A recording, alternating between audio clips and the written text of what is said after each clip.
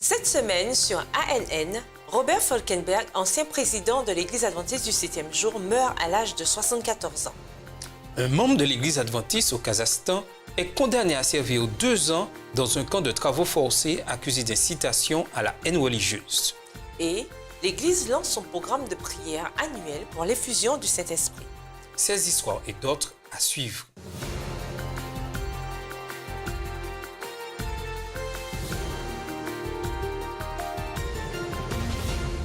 Vous êtes sur ANN, un programme de l'Église adventiste du 7e jour. Merci beaucoup de nous regarder cette semaine. Et pour commencer, Robert Falkenberg, un ouvrier innovateur et un défenseur de la mission qui a occupé le poste de président de l'Église adventiste, est mort la veille de Noël à l'âge de 74 ans, d'après la famille Falkenberg. Durant son mandat de président, Falkenberg a fait avancer l'Église avec l'utilisation de la technologie et a introduit CompuServe, un précurseur de l'Internet à l'Église adventiste du 7e jour, faisant d'elle la première dénomination à utiliser une telle technologie. Aussi, durant son mandat en tant que président de la dénomination, il a aidé à lancer l'Institut de Mission Globale qui est à l'origine de millions de nouvelles congrégations autour du monde.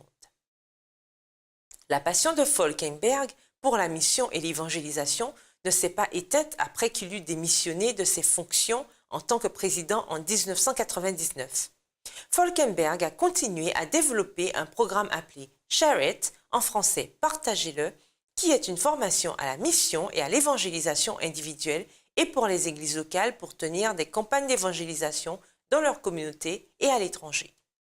Ted Wilson, le président actuel de l'Église adventiste du 7e jour, a parlé de la motivation de Falkenberg pour atteindre autant de personnes que possible avec l'Évangile. Wilson a déclaré, je cite, qu'il a été en première ligne ou dans le domaine administratif, il mettait du cœur à aider les gens à connaître Christ et ensuite à devenir un participant actif dans la mission de l'Église. Faire partie d'une équipe d'évangélisation au début de son ministère fut la base du reste de sa vie. Fin de citation. Pasteur Robert Falkenberg laisse derrière lui sa femme Anita Emerson, leurs 2 enfants, Robert Jr. et Cathy, ainsi que 5 petits-enfants. Ikas Kabuzakosov, un adventiste du 7e jour au Kazakhstan, a été récemment condamné à servir 2 ans dans un camp de travaux forcés pour, je cite, incitation à la haine religieuse. Kabuzakosov fut accusé de faire des commentaires incendiaires durant les cours avec les étudiants de l'université de la capitale, une accusation qu'il a constamment niée.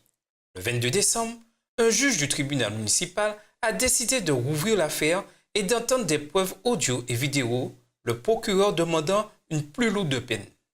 L'an dernier, Kabuzakosov fut condamné par le tribunal de district à 7 années de restriction de liberté à la maison. Cependant, après que la cour d'appel ait revu le jugement du tribunal de district, il a décidé de le condamner à une peine de prison au lieu de limiter sa liberté. L'avocat de Kabuzakosov a dit qu'elle n'est pas d'accord avec la décision du tribunal et considère le verdict trop sévère.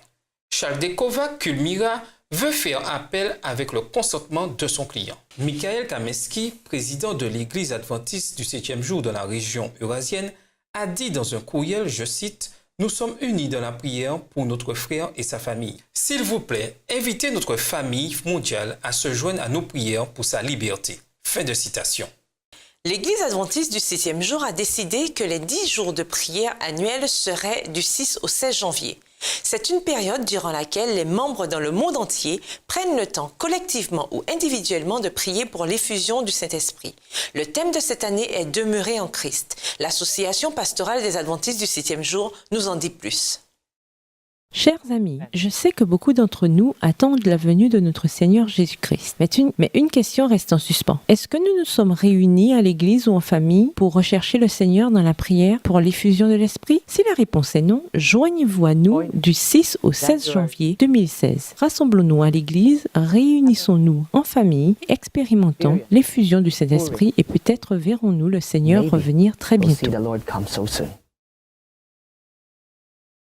Pour trouver des ressources sur ce programme, visitez le site 10daysofprayer.org. 4 nations sud-américaines se remettent de la pire inondation qui a frappé la région en un demi-siècle. À la fin du mois dernier, de fortes pluies du récent El Niño a provoqué le débordement de 3 rivières principales, forçant plus de 150 000 personnes à évacuer leurs maisons au Paraguay, en Argentine, au Brésil et en Uruguay. L'Agence adventiste d'aide et de développement, ADRA, a coordonné les efforts pour aider les résidents à travers la région. ADRA International s'est associé avec le Bureau d'aide d'urgence en cas de catastrophe des États-Unis pour fournir de l'aide d'urgence en Uruguay. ADRA Uruguay a aidé environ 2300 personnes en distribuant des kits d'hygiène. Des ouvriers d'ADRA Paraguay se sont rendus dans les régions lourdement touchées en canot pour livrer de la nourriture et des matelas secs.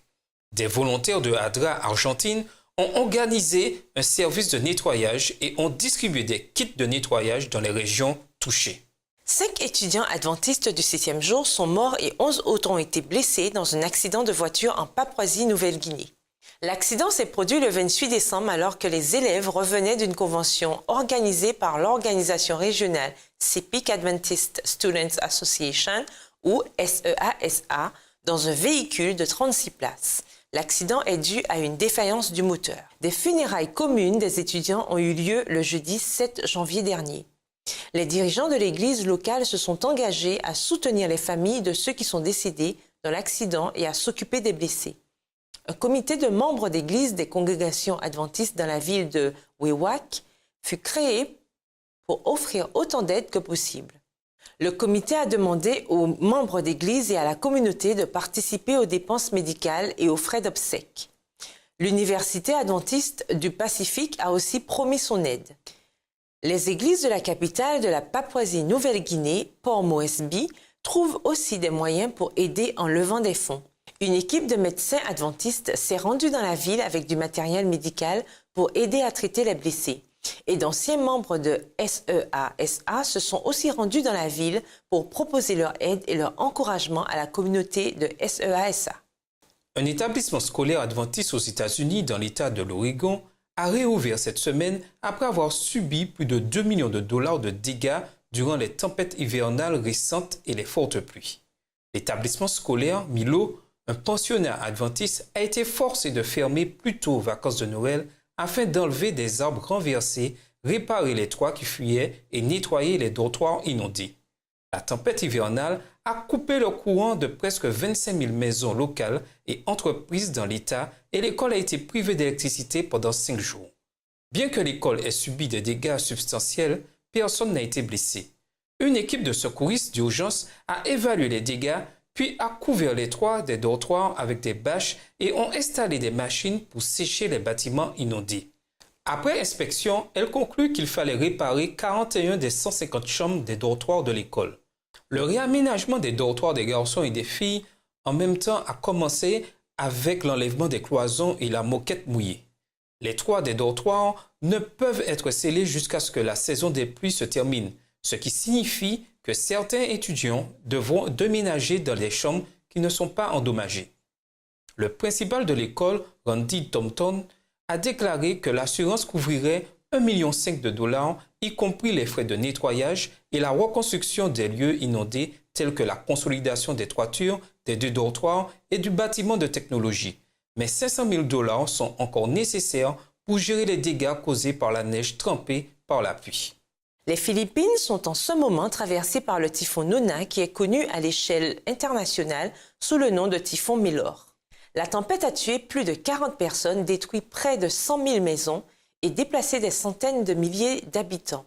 24 heures après que la tempête ait causé ses pires dégâts, l'Agence adventiste du développement et de l'aide humanitaire aux Philippines a répondu aux besoins immédiats des communautés les plus touchées. ADRA a distribué des kits d'abri à 300 foyers dans la ville endommagée de Bulan. Le personnel de ADRA demande qu'on prie pour les familles touchées à travers le pays alors qu'ils affrontent des nuits froides sans abri adéquat. Une série de tempêtes inhabituellement puissantes ont traversé le sud des États-Unis en décembre, tuant presque 20 résidents. Dans l'État américain du Texas, au moins 11 personnes furent tuées par les tornades. 3 familles adventistes ont perdu leur maison due aux tornades qui faisaient rage à travers l'État. Les 3 familles adventistes vivent à Garland, qui fut la cible des tempêtes. Près de 600 bâtiments furent endommagés ou détruits et 30 000 personnes ont été privées d'électricité. Des membres d'église ont collecté du matériel de nettoyage pour aider les victimes des tempêtes qui s'étendaient sur 20 miles ou 65 km de Garland à la ville de Dallas.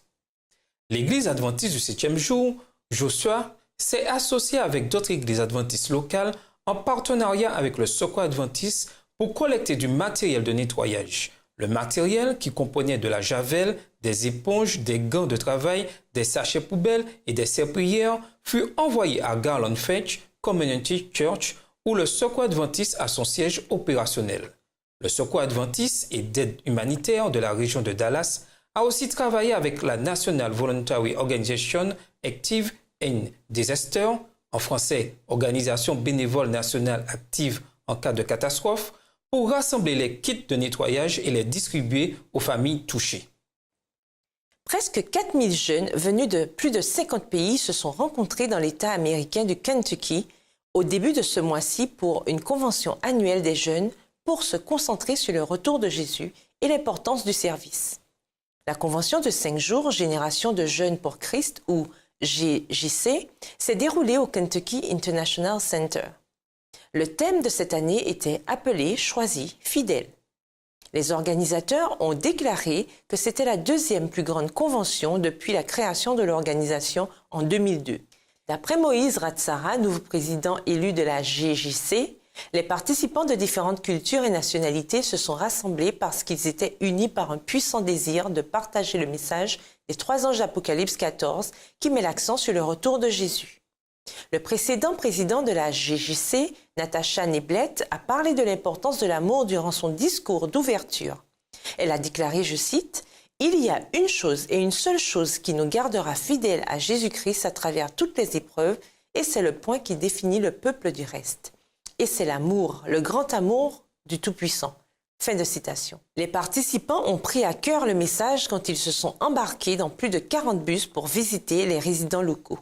Certains ont offert la Bible et des études sur la santé, d'autres ont collecté de la nourriture en conserve pour une banque alimentaire locale, certains ont chanté dans une maison de retraite, tandis qu'un autre groupe a distribué des prospectus pour une campagne d'évangélisation. Un groupe a même remplacé des batteries dans des alarmes dans des maisons. L'Université de médecine de Loma Linda a récemment lancé une émission diffusée sur la télévision nationale qui fait voyager les spectateurs autour du monde pour illustrer, je cite, la résilience de l'être humain. L'émission Life on the Line, la vie sur le fil, suit les patients de l'hôpital de Loma Linda en Amazonie, en Haïti, en Égypte, alors qu'ils se battent tous pour un même combat, rester en vie. Le programme sera diffusé aux États-Unis chaque mardi à 7h du soir, heure de l'Est, sur World Channel. Dans l'épisode de mardi prochain, l'équipe de santé comportementale et de traumatisme de l'Université de Loma Linda intervient après le passage du typhon Haiyan aux Philippines. En voici un aperçu. Les Philippines ont subi des catastrophes naturelles avant, mais c'était la première fois que ce type de super typhon s'abattait sur le pays. Ce fut un désastre complet. Les gens n'avaient nulle part où se cacher. Quand c'est un super typhon, la vie est en danger. Partout, c'était le chaos. Les gens étaient dans une grande détresse. Aux Philippines, les typhons ont touché tant de personnes et ont causé tant de souffrances à travers le pays. J'ai dit aux enfants que nous devions partir tout de suite, quitter la maison. Même si elle est détruite, nous pourrons la réparer à nouveau. Ce qui importe maintenant, c'est que nous sauvions nos vies et nous courions, nous fuyions ou restions figés, quel que soit le comportement que nous imposait notre corps à ce moment-là. Mais ce que nous avons vu, c'est que les gens étaient très résistants. Our body tells us at the time to do. But what we've seen is that people are very resilient. À suivre, les réfugiés en Norvège reçoivent un cadeau de Noël avant l'heure sous forme de Bible. Mais tout de suite, regardez comment un plat a aidé une école dans l'État américain de Pennsylvanie à gagner $30 000. La mort inattendue de mon frère m'a choqué et a changé ma vie. Un ami à moi m'a dit « Pourquoi ne ferais-tu pas un triathlon ?» Alors j'ai pratiqué de la natation, du cyclisme et de la course à pied jusqu'à ce que je découvre que la vie est plus que la force humaine. Je cours parce que ma santé est importante, je crois parce que ma foi est importante, je m'appelle Ed et je suis un chrétien. Je suis un homme de fer et j'ai découvert que ma vie est importante. my daughter was sick and she had to go to the hospital. Ma fille était malade et elle devait aller à l'hôpital. Je travaillais dans une entreprise et à mon travail, ils ne me croyaient pas. Ils pensaient que je voulais tellement rester à la maison avec mes enfants que je mentais, que je prenais sur le temps de travail que je leur devais pour être à la maison avec mes enfants. Et lorsque les gens se méfient autant de vous au travail, vous vous dites « Mais pourquoi je suis là ?» Alors à nouveau, j'ai prié et supplié Dieu de m'aider à sortir de cette situation en disant « Je sais que tu connais les réponses, je ne sais pas ce que je pourrais faire d'autre. » I know you know the answer. I don't know what else I could do.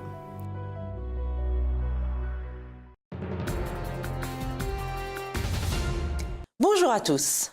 Et maintenant, nous avons plus d'informations de notre communauté mondiale.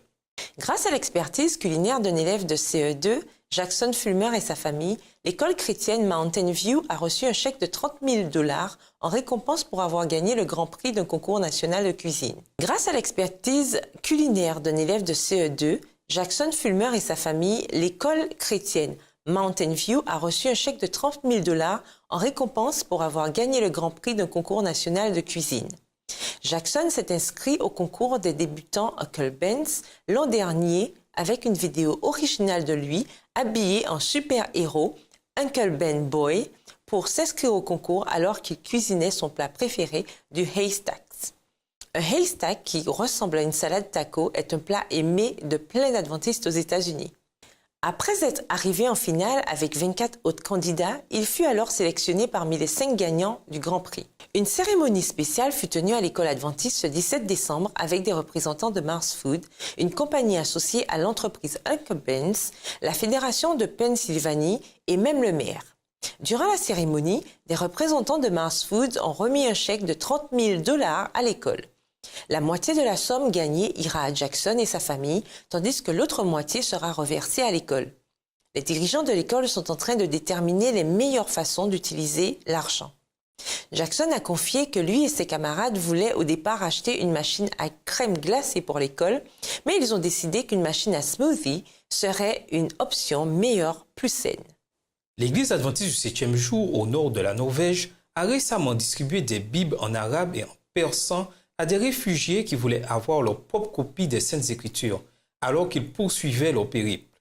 L'arabe et le persan sont les langues maternelles de plusieurs des réfugiés. D'après Hilde Uru, un ancien de l'Église adventiste de Vadsø, les Bibles furent offertes par la Norwegian Bible Society. Alors que les membres de l'Église de Vadsø trouvent des moyens supplémentaires pour communiquer avec les réfugiés en différentes langues et continuent à faire du bénévolat dans les centres de réfugiés locaux, plus de réfugiés et de migrants ont visité la petite congrégation. Face aux difficultés de communication, les membres adventistes locaux utilisent Google Traduction sur leur smartphone et échangent avec les réfugiés. Durant l'école du sabbat de l'église adventiste de Vadsø, la petite congrégation a vraiment une classe multilingue. Uri fait des copies de la leçon de l'école du sabbat en arabe et en persan pour les réfugiés, alors ils peuvent étudier la leçon ensemble. Et finalement, dans les nouvelles cette semaine, plus de 900 personnes ont assisté à la production de Noël des Adventistes du 7e jour qui fut organisée par l'Église adventiste dans la région du Golfe Persique, dans l'Union du Moyen-Orient et de l'Afrique du Nord. La pièce Voyage à Bethléem s'est jouée les 18 et 19 décembre au siège régional de l'Église à Ras Al-Khaimah, aux Émirats arabes unis. La production a attiré une grande variété de visiteurs qui sont venus durant les 2 jours pour faire le voyage. Parmi les visiteurs, il y avait 5 prêtres, un prêtre catholique romain, un prêtre anglican et 3 autres prêtres des églises orthodoxes environnantes. Steven Manoukian, président de l'église adventiste de la région du Golfe, je cite, « Nous avions 2 objectifs principaux avec cette production. L'un était de profiter de cette période festive pour dire la vraie histoire de Noël, de la manière dont la Bible l'explique, et contredire les mythes traditionnels de Noël. Il a continué en disant que le second objectif était de donner aux membres de la communauté environnante une chance d'apprendre la vérité que prône l'Église adventiste et donner une image positive de la dénomination. » À suivre une histoire en direct d'un camp de réfugiés en France. Mais dans un instant, vous verrez comment des noix peuvent vous aider avec votre cholestérol.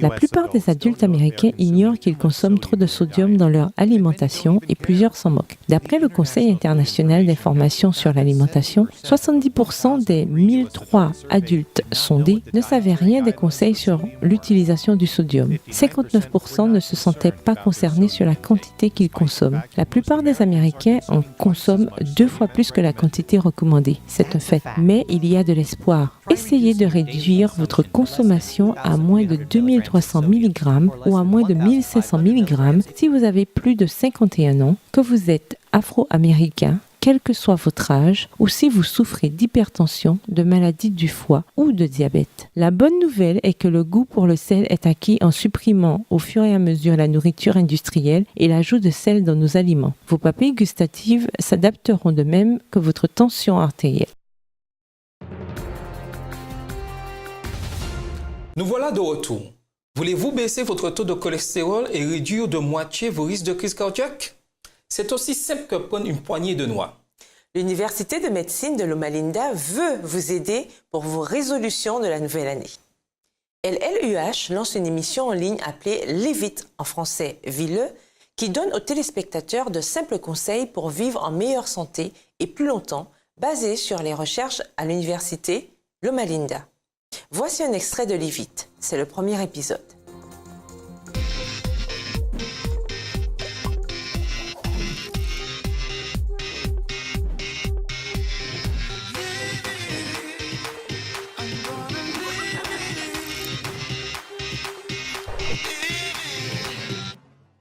Pour votre santé, les noix sont source de joie, particulièrement parce que les maladies cardiovasculaires prévalent tant dans notre pays. En fait, un tiers des Américains ont de forts taux de cholestérol LDL, le mauvais cholestérol. Ceux qui ont un fort taux de cholestérol ont 2 fois plus de risques de maladies cardiovasculaires comparé à ceux dont le taux de cholestérol est en dessous de 200. Les maladies cardiaques étant la première cause de mortalité aux États-Unis, les chercheurs nous conseillent de consommer des noix pour notre santé. En 1993, l'Université de Loma Linda a fait une importante découverte qui vient contredire le conseil sanitaire que donne l'American Heart Association.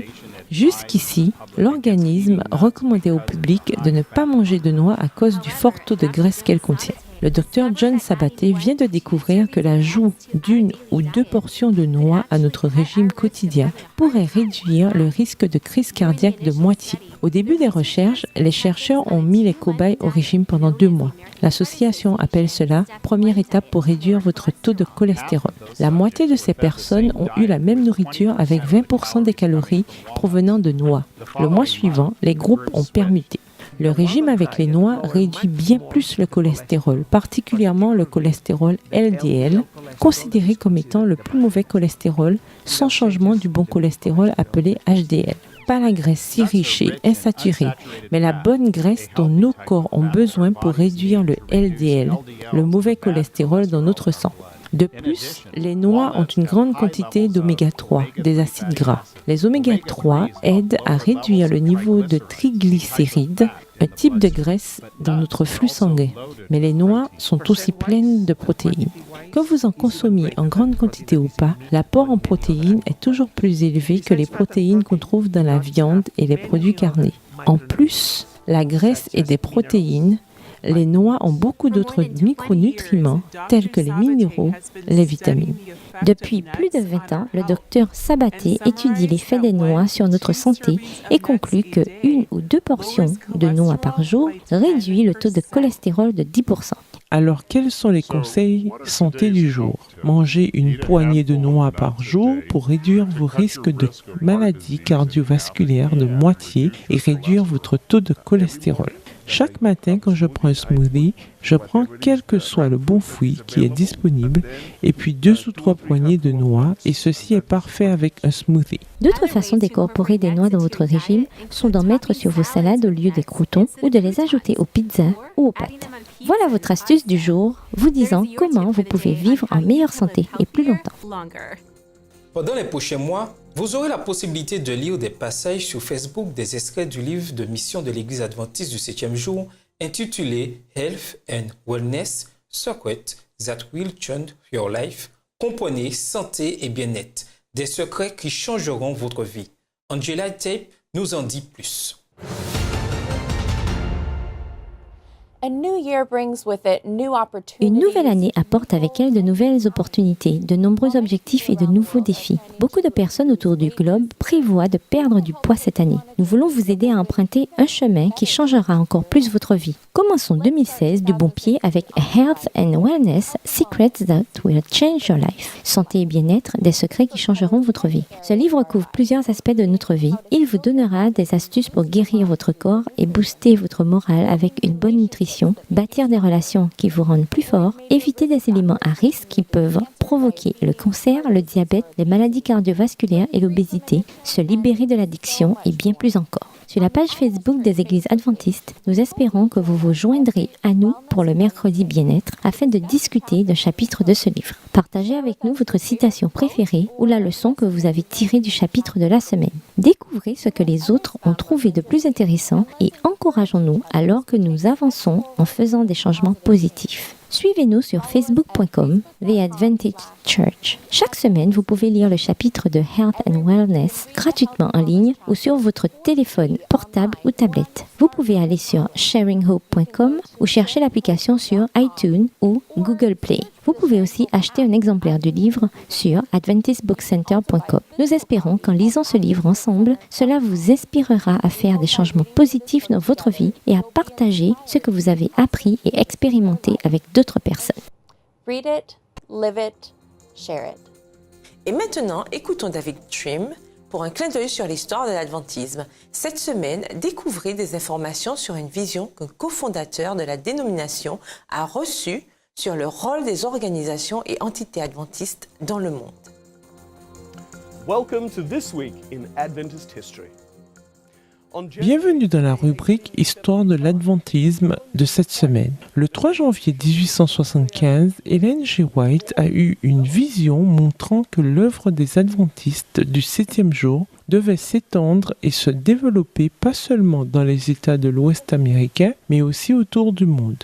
Des témoins de la vision se souviennent clairement de la manière dont la sœur White s'est écriée « Une lumière, une petite lumière, plus de lumière, beaucoup de lumière ». Elle a ensuite raconté comment elle avait d'abord vu le globe recouvert de ténèbres comme le manteau de la mort. Mais ensuite, elle l'a vu se transformer avec l'apparition de plein de lumignons, chacun représentant une mission, une maison d'édition adventiste, une école ou une station missionnaire. Le 4 janvier 1935, un infirmier missionnaire australien d'origine anglaise, Stanley Gander, sa femme Greta et leur fille Gwen sont arrivés à Kainantu, dans les hautes terres de la Nouvelle-Guinée. Les Gander établirent la première station missionnaire familiale de l'île. Ils ont œuvré sur l'île de Papouasie-Nouvelle-Guinée pendant 20 ans, y compris une interruption de 4 ans due à la Seconde Guerre mondiale.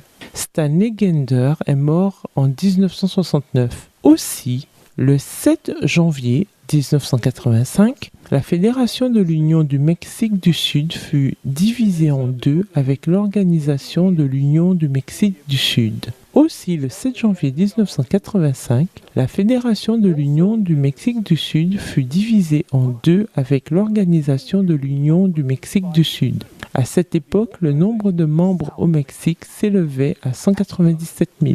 154 000 d'entre eux formèrent ce qu'on reconnaît comme étant l'Union du Mexique du Sud. Aujourd'hui, 30 ans plus tard, il y a 5 unions au Mexique avec un total de membres avoisinant les 700 000. C'était la rubrique Histoire de l'adventisme de cette semaine. Merci de regarder ANN. Nous vous donnons rendez-vous la semaine prochaine pour plus d'informations sur le plateau d'Espérance TV. En attendant, rejoignez notre groupe de discussion sur Facebook, Twitter et Instagram. Vous pouvez vous connecter avec des adventistes du monde entier à travers plus d'histoires, de photos et de vidéos. Visitez Facebook/Adventist News, Twitter @Adventist Church et Instagram @Adventist Church. Notre bonne nouvelle pour cette semaine vient du livre d'Hébreux au chapitre 4 au verset 16. Le passage dit « Approchons-nous donc avec assurance du trône de la grâce afin d'obtenir miséricorde et de trouver grâce pour être secourus dans nos besoins. » C'était notre programme de la semaine et rappelez-vous, vous pouvez toujours aller sur le site newsadventist.org pour plus d'informations et de vidéos. En attendant notre prochaine édition, que Dieu vous bénisse. À bientôt!